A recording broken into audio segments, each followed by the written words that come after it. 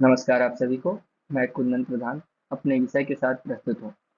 मेरा विषय है संविधान संशोधन की प्रक्रिया।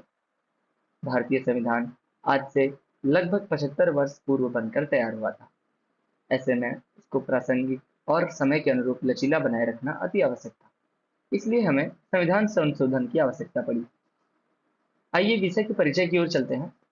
भारतीय संविधान एक जीवंत दस्तावेज है जो समय और परिस्थितियों के साथ बदल सकता है।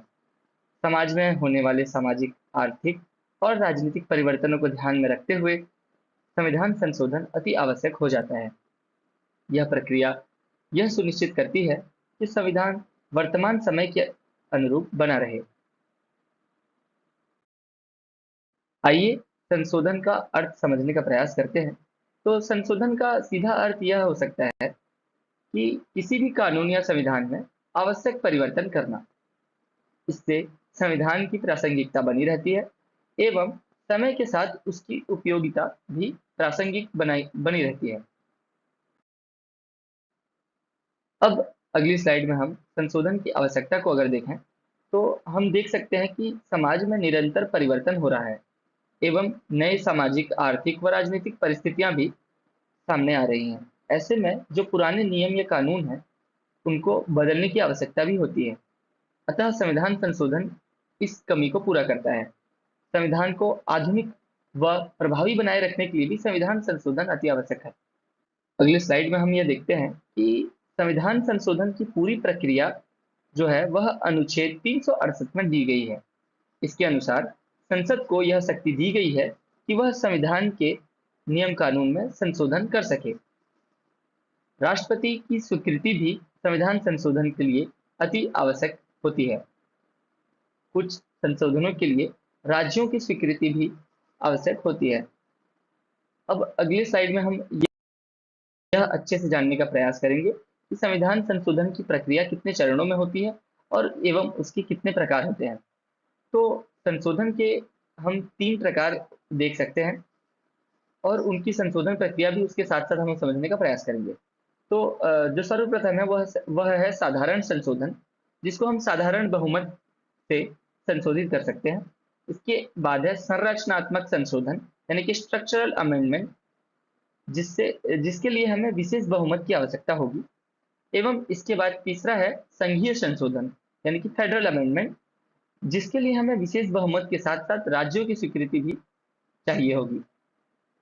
आइए हम एक एक करके इसको समझने का प्रयास करते हैं।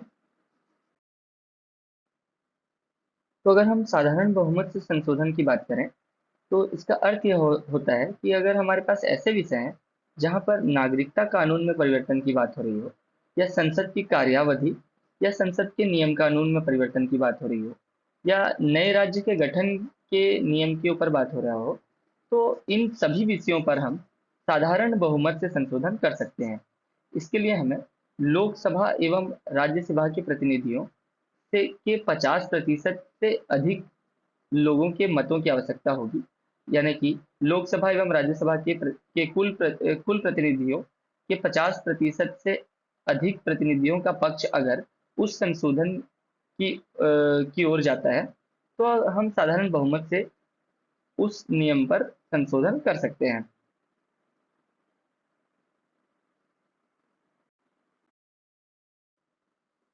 तो अब हम देखते हैं कि विशेष बहुमत से संशोधन की आवश्यकता कब पड़ती है। तो अगर हमें संरचनात्मक संशोधन करना हो, यानी कि अगर हमें संविधान की संरचना में परिवर्तन करना हो, तो हमें विशेष बहुमत से संशोधन की आवश्यकता पड़ती है। तो अगर लागू विषय की ओर देखें तो अगर हमारे पास ऐसे विषय हैं जिनमें मौलिक अधिकारों के नियमों में संशोधन की बात हो रही हो, या राज्य के नीति निर्देशक तत्व या डीपीएसपी पे बात हो रही हो, आपातकालीन प्रावधान के नियमों के ऊपर बात हो रही हो, या उच्चतम न्यायालय एवं उच्च न्यायालय की शक्तियों के नियमों में परिवर्तन की अगर बात होना हो, तो हमें विशेष बहुमत से संशोधन करने की आवश्यकता होती है। इसके अंतर्गत हम देखते हैं कि हम संसद के दोनों सदनों के कुल सदस्यों का बहुमत तो हमें चाहिए ही। इसके अलावा उपस्थित व मतदान करने वाले सदस्यों के 2/3 बहुमत की आवश्यकता हमें होगी। यानी कि उपस्थित प्रतिनिधि जो संसद में लोकसभा एवं राज्यसभा के टोटल प्रतिनिधि होंगे, उनके 2/3 बहुमत उस संशोधन के पक्ष में होने चाहिए, तभी हम उन नियमों पर संशोधन पारित कर सकते हैं। इसके बाद हम देखते हैं कि अगर हमारे पास संघीय संशोधन वाले नियम आ जाएं, जैसे कि हमारे पास राष्ट्रपति व उपराष्ट्रपति के चुनाव की प्रक्रिया के नियमों पर अगर हमें संशोधन करना हो, या संघ व राज्य के बीच शक्तियों का विभाजन में अगर हमें परिवर्तन करना हो, या 7वीं अनुसूची में हमें परिवर्तन करना हो, अथवा अनुच्छेद 368 में हमें संशोधन करना हो, तो हमें विशेष बहुमत तो चाहिए हुई होगी, साथ ही साथ हमें राज्यों की भी स्वीकृति की आवश्यकता होगी। यानी कि अगर हमें इन नियमों पर संशोधन करना होगा, तो हमें विशेष बहुमत पारित कराना होगा संसद से, साथ ही साथ हमें आधे राज्यों की विधानसभाओं से भी स्वीकृति की आवश्यकता पड़ेगी। अब हम अगले स्लाइड में यह देखते हैं कि संशोधन की प्रक्रिया के कौन कौन से चरण हमारे पास हैं। तो सर्वप्रथम जिस नियम पर संशोधन की बात होगी, उसका विधेयक प्रस्तुत किया जाएगा संसद में। इसके बाद संसद में उस संशोधन पर विचार विमर्श होगा, उस पर बहस होगा कि संशोधन क्यों आवश्यक है या संशोधन क्यों करना चाहिए। इसके बाद आवश्यक बहुमत से उसे पारित करने के लिए आगे भेजा जाएगा। अगर वह संघीय संशोधन होगा तो उसमें राज्यों की स्वीकृति होगी, और अगर संघीय संशोधन नहीं होगा तो उसे साधारण संशोधन या विशेष संशोधन से आगे पारित किया जा सकता है। इसके अलावा संशोधन पारित होने के बाद राष्ट्रपति की स्वीकृति होना आवश्यक होता है, और राष्ट्रपति की स्वीकृति के पश्चात वह संशोधन लागू हो जाता है।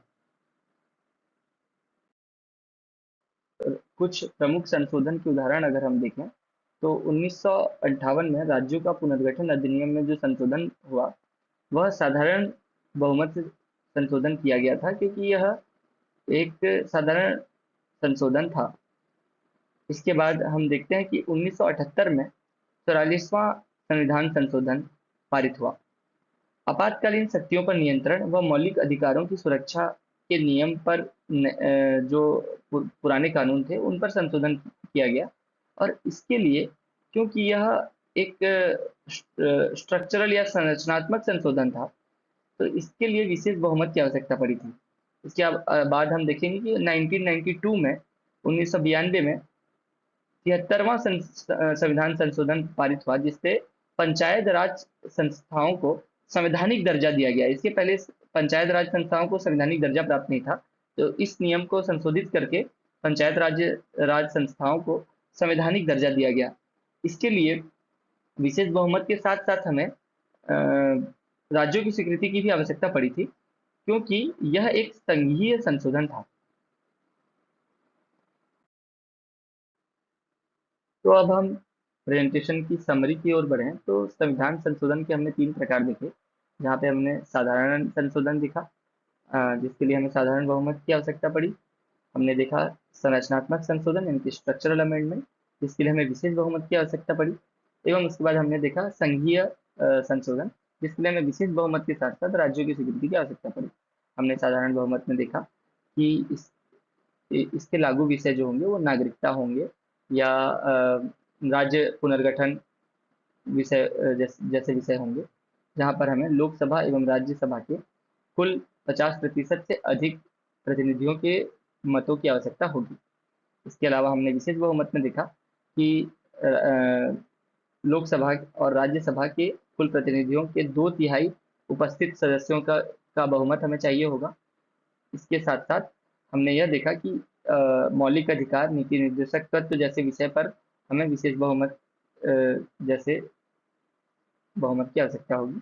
इसके बाद हमने देखा कि अगर हमारे पास ऐसे विषय हैं जहाँ पे हम राष्ट्रपति या उपराष्ट्रपति के चुनाव प्रक्रिया के संशोधन की बात कर रहे हों, या 7वीं अनुसूची में परिवर्तन की बात कर रहे हों, तो वहाँ पे हमें विशेष बहुमत के साथ साथ हमें राज्यों की स्वीकृति यानी कि आधे राज्यों की विधानसभाओं की स्वीकृति की भी आवश्यकता पड़ेगी, और इस पे जो